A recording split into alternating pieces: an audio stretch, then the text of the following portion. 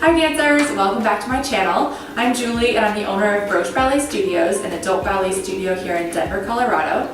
Today I wanted to show you what I put inside of my pointe shoes. This is a question I get a lot, so I want to show you about my personal preferences and how I get ready for pointe. So I've got my pointe shoes here. I use Russian pointes personally. That's because I have a very archy foot, which is actually called a cavus foot. If you look it up online, it's technically a birth defect, but for ballet it's a really good birth defect to have. These super pointy feet, and Russian pointes are the strongest shoe that I've been able to find and really are able to support my feet. So I use Russian pointes. I also use a crisscross elastic, so I use 2 pieces of elastic on the shoe to really try and help hold my arch in. I use some toe pads, I use some toe spacers. I actually have 2 different sets of toe pads, one thin toe pad and one thick toe pad. I use the thin toe pad until the shoe breaks in a little bit more, and once it starts breaking in, I use the thick toe pad. So I've been wearing these shoes for about 10 hours, and I do keep track of every minute that I spend in my pointe shoes so I can really keep track of how long they're lasting and if I'm doing a good job with my technique or if I'm crushing the shoe too early. So I've been in these for about 10 hours, so I'm already on my thicker pads. My thin pads have been on the wayside since around hour 5. I use toe spacers as well. I have a big gap between my big toe and my second toe, so I use a toe spacer to fill that gap.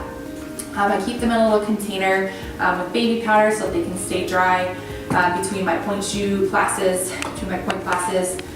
So I put the toe spacer in and I put the toe pad on. Actually, one more thing I do is I sometimes tape my toes. So especially my pinky toe is a little bit rounded, and especially when I have new shoes, I use some of this tape and I just like to wrap it around my pinky toes. So I'll take a little bit of the tape off. Oops, that piece is too small. Take a little bit bigger of a piece off. I like to put this tape up over on the side because with this kind of gauzy tape, if you lose the end, it's impossible to find. So I like to make sure I really get that tape up over on the side before I put the tape back in my bag. So I put it around my pinky toe, wrap it around a couple of times.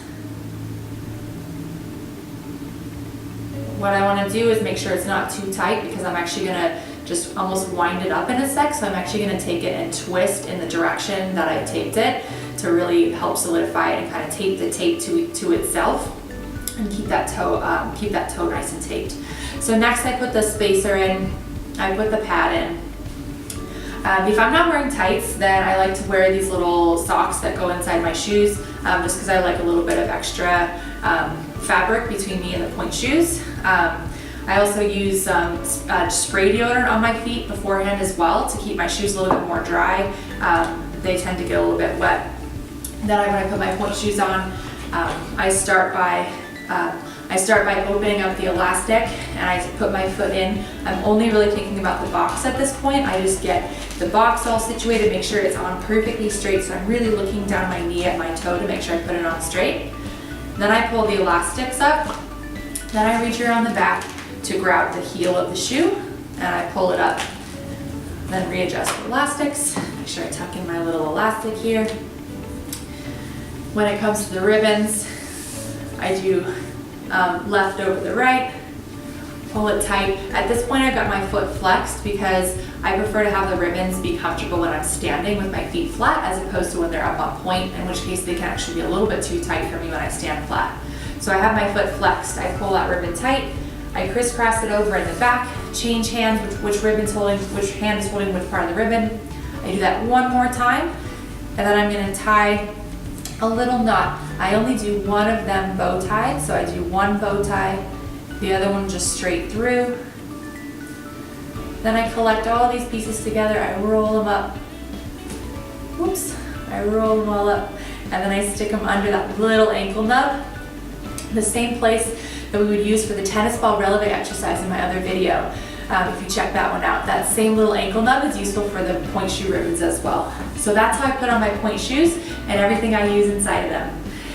Let me know if you have any questions below. Don't forget to like and subscribe.